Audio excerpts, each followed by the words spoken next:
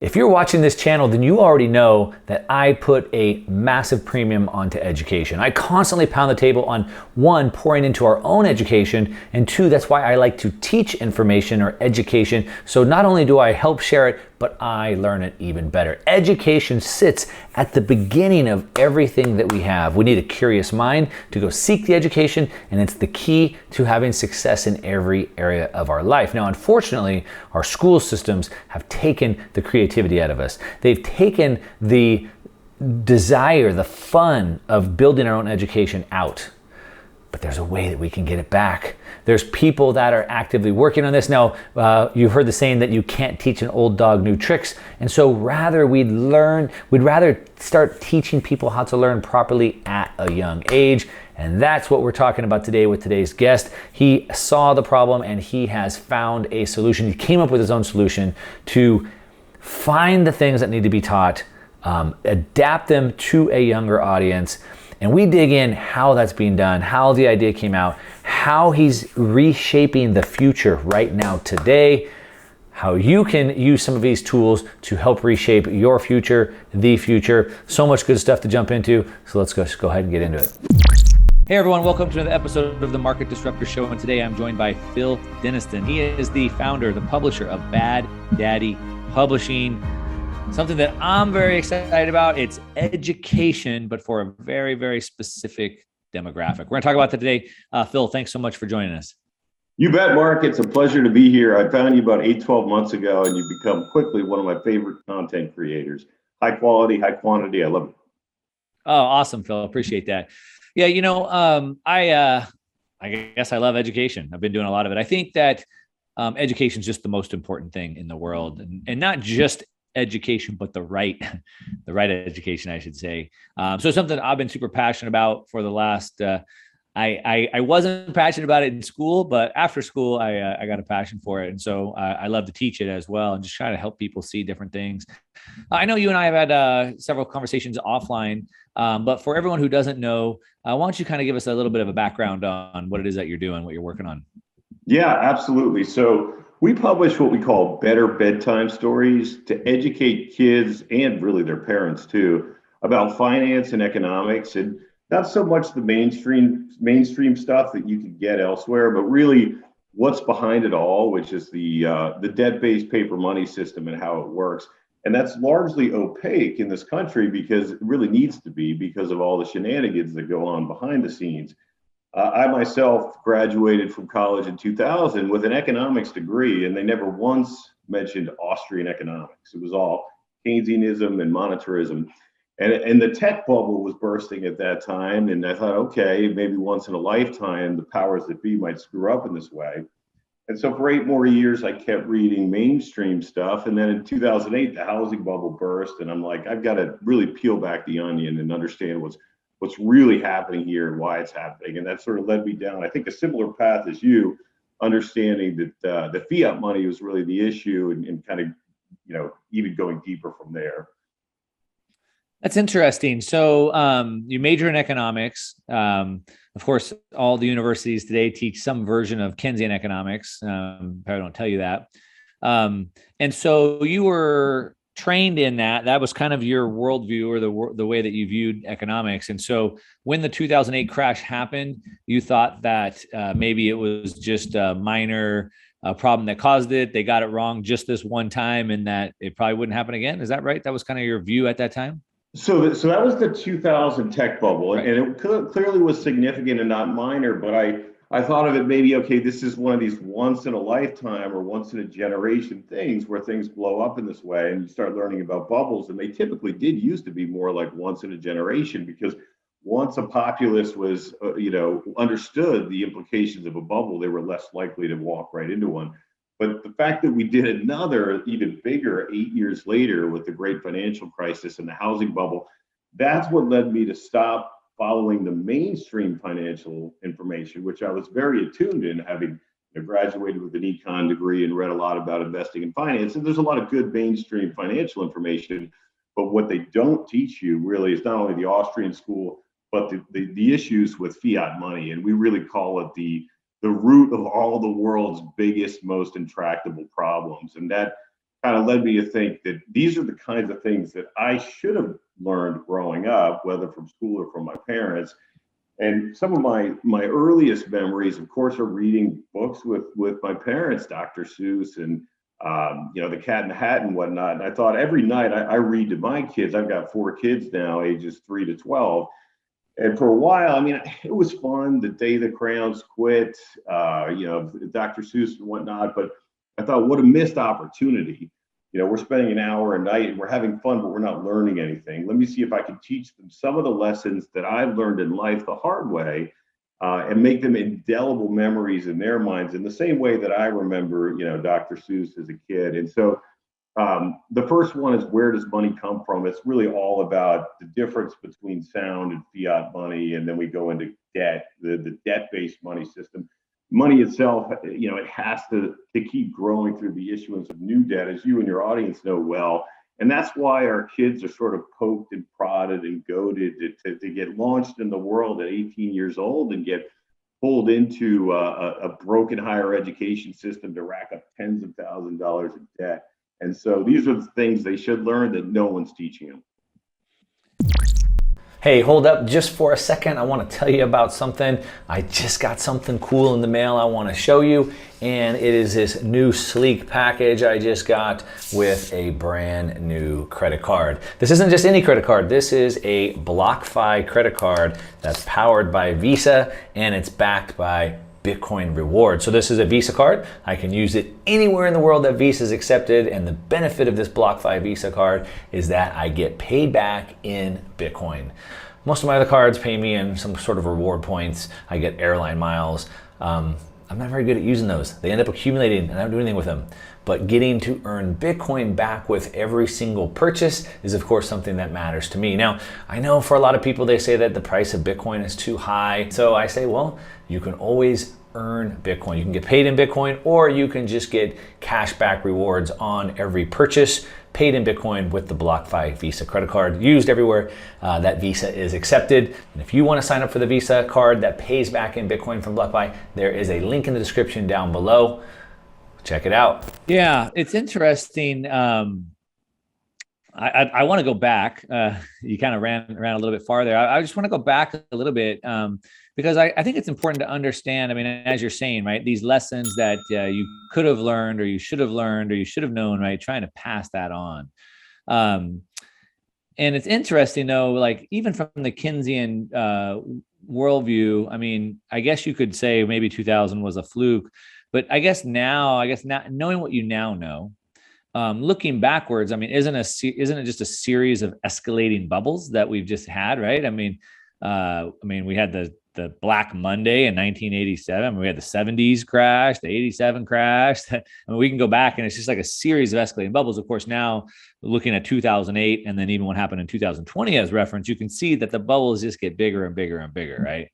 Exactly right. I mean, the amplitude just keeps getting bigger. And of course, you could track it to 1971. I mean, when we went on, 3 days from today will be the 50th anniversary of the broken debt-based money system. And now it's global, because in history, where countries tried fiat money or paper money, it was regional, but now it's global. And I agree with you completely. They're getting bigger. And the only way to prevent more of the next one, which will be huge. I mean, we at this point face either a destruction of the currency through inflation, or a massive deflation, correcting the decades of malinvestment that have been trying to ripple through the system in 87 and 2000 and 2008. And the Fed comes along and fights that with more money printing and pushing interest rates down, which just causes economic distortion.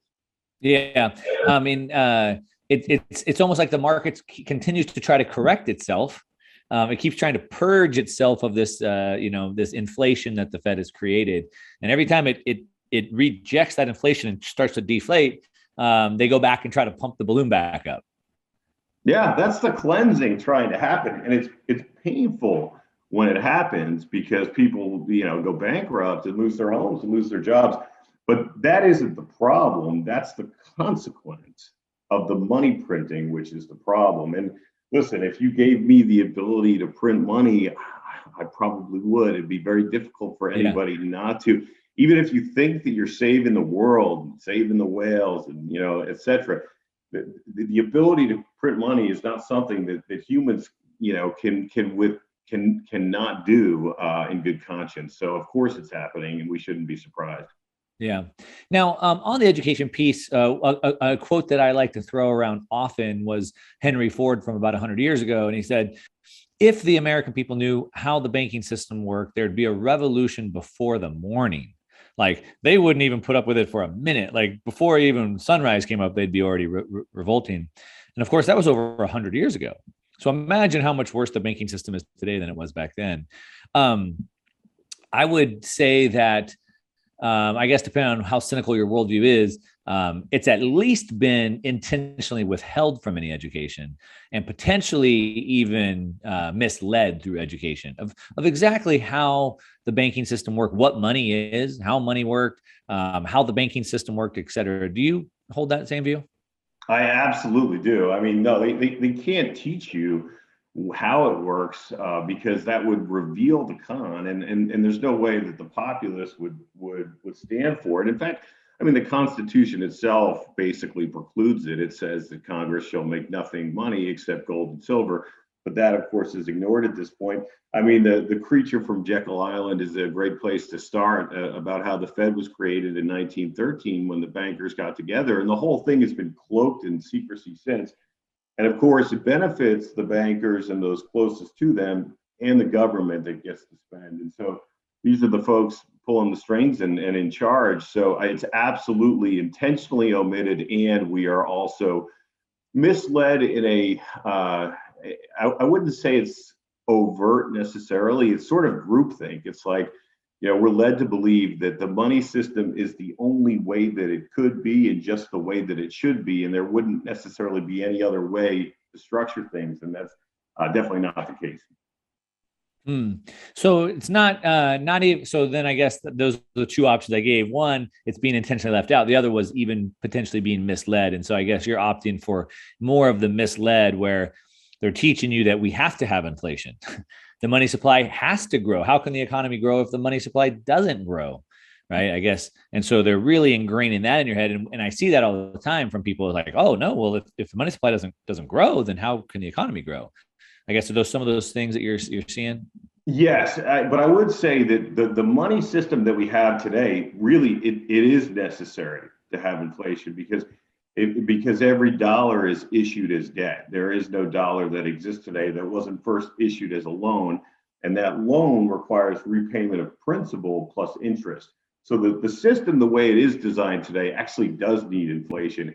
It doesn't need consumer price inflation necessarily, but it needs the issuance of new money, which causes consumer price inflation. So they say they need a 2% inflation target, essentially as an excuse to continue issuing more money to get people to go deeper and deeper into debt and to encourage the government to keep borrowing. Because if they don't do that, you get massive debt deflation because there aren't enough dollars in the system to repay the loans that are simply issued in the creation of money.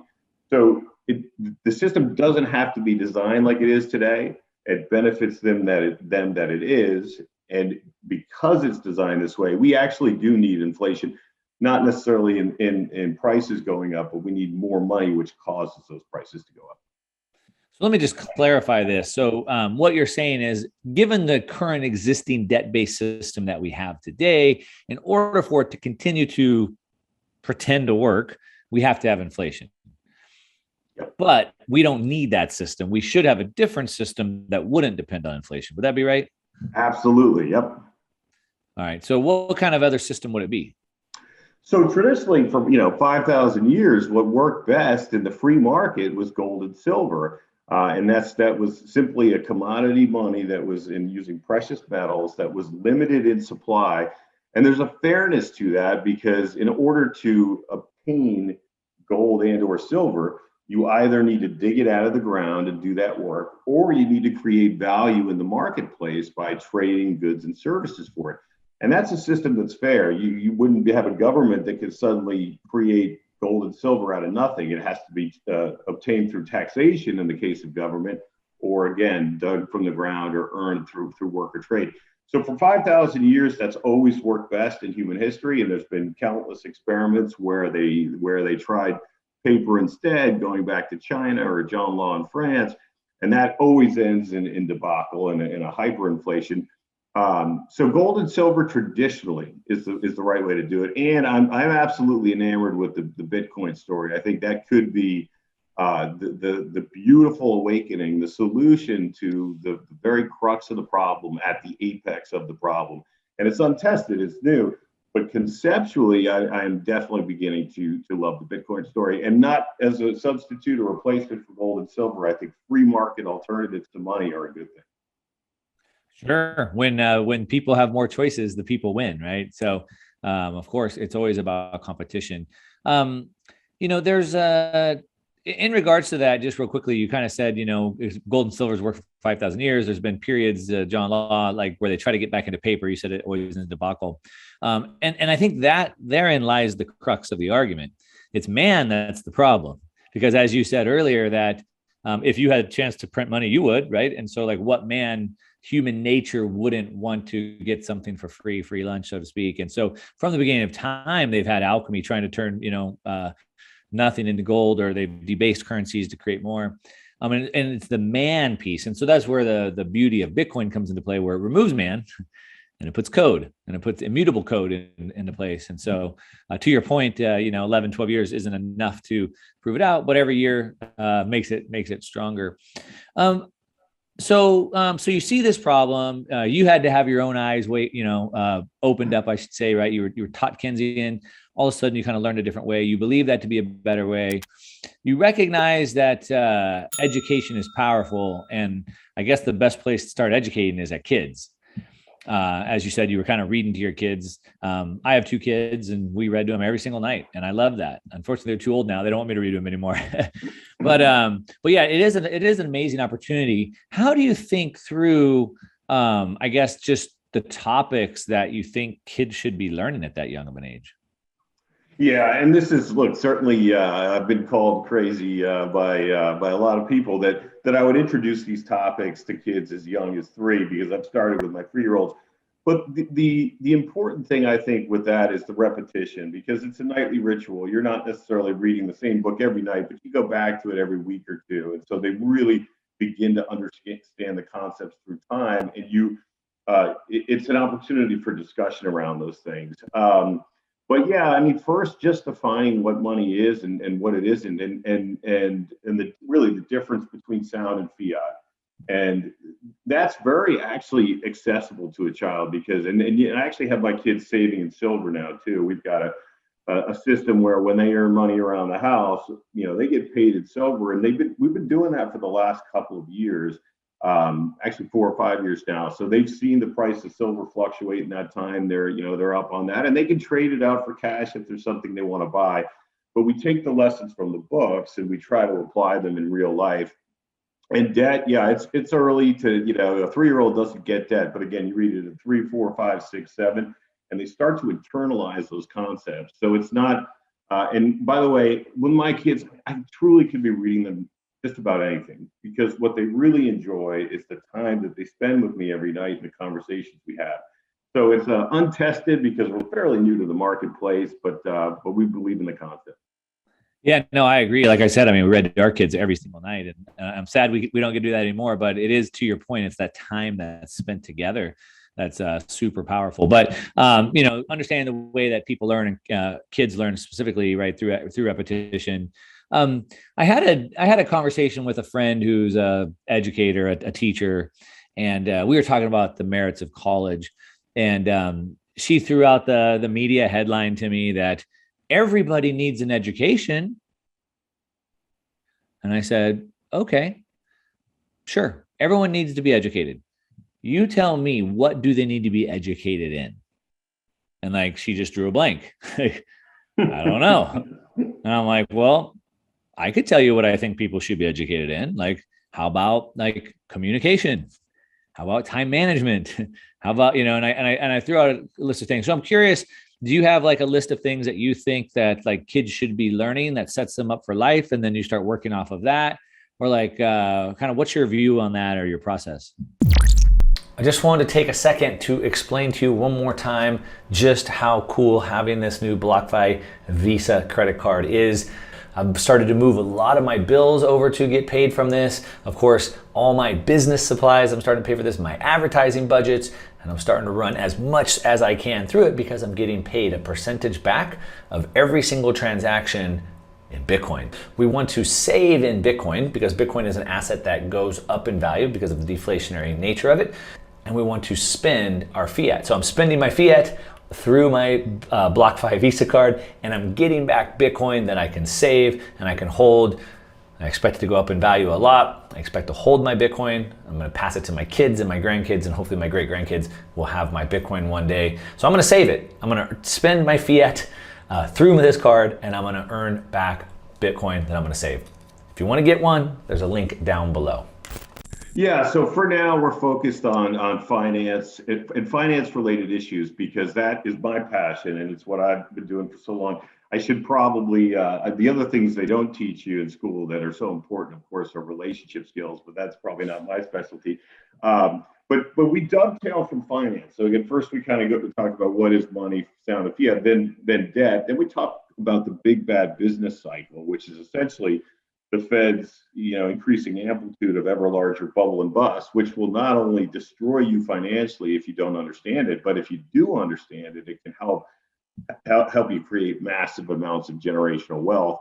And the latest book is The Madness of Crowds, where we really talk about, that one quirk inside our evolutionary brain that makes it very difficult for us to question the consensus of the herd because when we lived in tribes, if we were excommunicated from the tribe, we would be picked off by a predator. Yeah. We wouldn't make it through the winter. So we can't. And social media makes this very hard because you see a feed of information that looks like what they want you to think or what your group of friends are all thinking. And to question that consensus is very difficult. But that, again, can lead to peril. So we talk about witch trials and financial bubbles and global pandemics, most of which we're in the middle of right now, and how we need to think independently and do our own research. And any time that that you're afraid, that you have fear or greed as a result of what the herd is doing, that's a time to take a step back and make sure you understand the real motivations and what's happening around you. Yeah, that's great. I mean, really getting to the base of this, and that's really where Austrian economics really differs from traditional economics, is understanding that it all comes from human action. And so then you have to understand what that human action is, like something like you've talked about. So that's pretty good. I'm curious, like what kind of books have been instrumental in helping this? Like, for example, there's another set of kids' books that are written by the Tuttle twins. And like they have one called The Road to Serfdom, which is one of the most important books I think everybody should read, which is Hayek wrote The Road to Serfdom. And they tried to kind of make a version of it for kids. Have you looked at some books and kind of done something like that? Or are they all kind of like your own lessons that you've kind of come up with? So first of all, yeah, I absolutely love the Tuttle twins. And after I started doing this project, I searched, is there anybody else doing anything like this? And that's when I found the Tuttle twins. So we recommend those as well. We're focused, more focused on the money side, not just not the wider libertarian economic side. But ours are completely original. But I love what I think his name is Connor Boyack is doing, and it basically taking the great Austrian economist and translating it into individual stories about those Tuttle twins. But ours are completely original.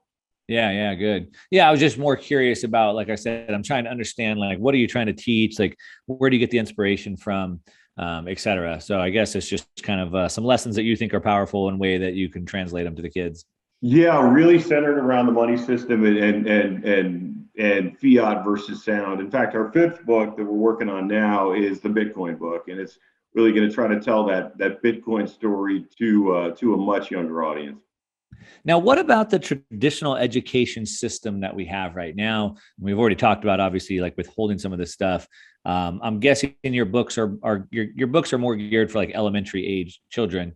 Have you tried to talk to any school systems about getting them in there, like anything like that? No, I haven't. I haven't spent any time pounding the pavement with schools, but homeschoolers tend to flock to us. So a lot of our subscribers are homeschoolers because they recognize really the you have to take charge of your own children's education. And then public libraries in rural towns have found us too, and they tend to like us.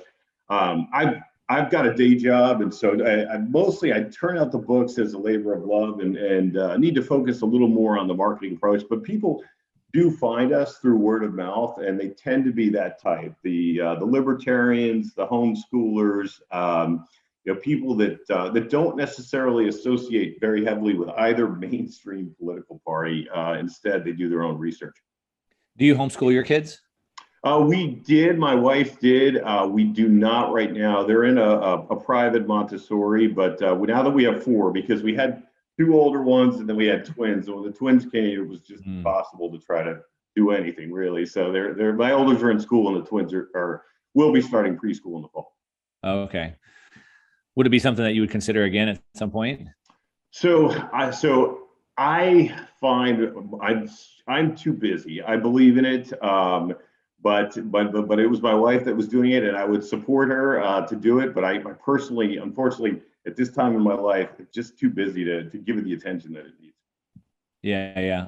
That's how I am as well. We're homeschooling our kids right now. They're taking an online curriculum that they're going through. I wish I could be more involved as part of their teacher, but I can't do that either. But it is good for everybody to be more involved, at least be aware of what they're doing. I mean, school choice is a big thing. Like we kind of already established earlier, right? The more choices somebody's given, the better they are, right? Like when businesses compete, right? We get better products, better service, better prices, et cetera. So I like that. There seems to be a real push though for like the government to try to take away school choice, right? Like, what do you think about that?